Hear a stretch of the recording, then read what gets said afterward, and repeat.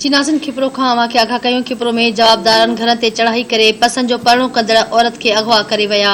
राति देर सां जवाबदारनि घर ते काह करे पसंद जो परणो कंदड़ ज़रीना दर्स खे अगवा करे विया। मुगवी औरत जे मुड़िस जो चवणु आहे त सोहरो सत्तार दर्स ऐं रमज़ान गॾिजी हथियारनि जे ज़ोर ते घरवारीअ खे अगवा कयो आहे। हुन ख़दशो ज़ाहिर कंदे चयो आहे त घरवारीअ खे क़त्ल कयो वेंदो। यादि रहे त मुगवी औरत ज़रीना दर्स 7 महीना अॻु मुमताज़ सोलंकीअ सां घरां फरार थी अदालत में पसंद जो परणो कयो हो। आगाह कयूं पिया। खिपरो में जवाबदार घर ते चढ़ाई करे पसंद जो परणो कंदड़ औरत खे अगवा करे विया आहिनि। राति देर सां जवाबदारनि घर ते काह करे पसंद जो परणो कंदड़ ज़रीना दर्स खे अगवा करे विया आहिनि। मुगवी औरत जे मुड़िस जो चवणु आहे त सोहरो सत्तार दर्स ऐं रमज़ान गॾिजी हथियारनि जे ज़ोर ते घरवारीअ खे अगवा कयो आहे। चीनासिन खे अफ़सोसनाक ख़बर ॾियूं पिया। हुन ख़दशो ज़ाहिर कंदे चयो आहे त घरवारी खे क़त्ल कयो वेंदो।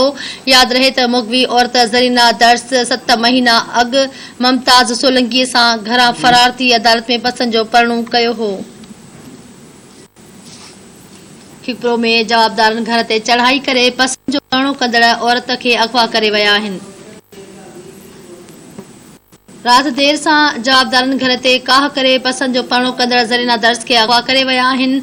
मुगवी औरत जे मुड़िस जो चवणु आहे त सोहरो सत्तार दर्स ऐं रमज़ान गॾिजे हथियारनि जे ज़ोर ते घरवारीअ खे अगवा कयो आहे।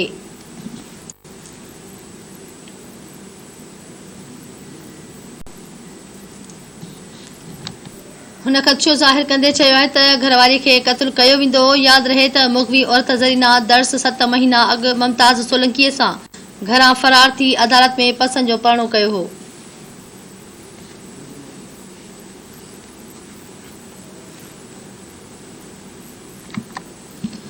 खिपरो में जवाबदारनि घर ते चढ़ाई करे पसंद जो परणो कंदड़ औरत खे अगवा करे विया।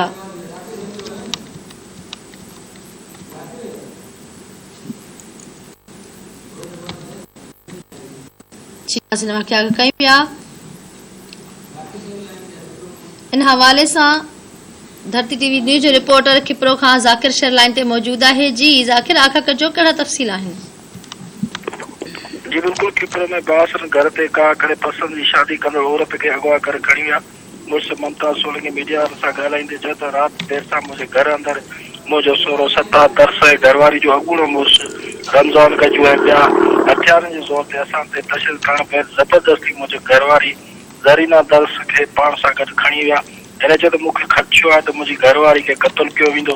वाज़े रहे त जलियार वासियो ज़रीना दर्स 7 महीना अॻु मुमताज़ सोलंकी सां घरां फरार थी मीरपुर ख़ास जी अदालत में पसंद जी शादी कई हुई। जी ठीकु आहे, वॾी महिरबानी तफ़सील ॾियण जे लाइ।